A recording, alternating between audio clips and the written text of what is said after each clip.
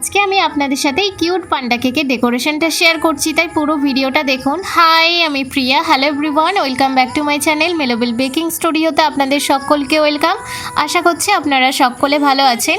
তো আজকের এই কেকটা বানাতে বানাতে একটা জিনিসই আমি ভাবছিলাম, যারা যারা হোম বেকারস আছেন আমার সাথে হয়তো একমত হতে পারেন।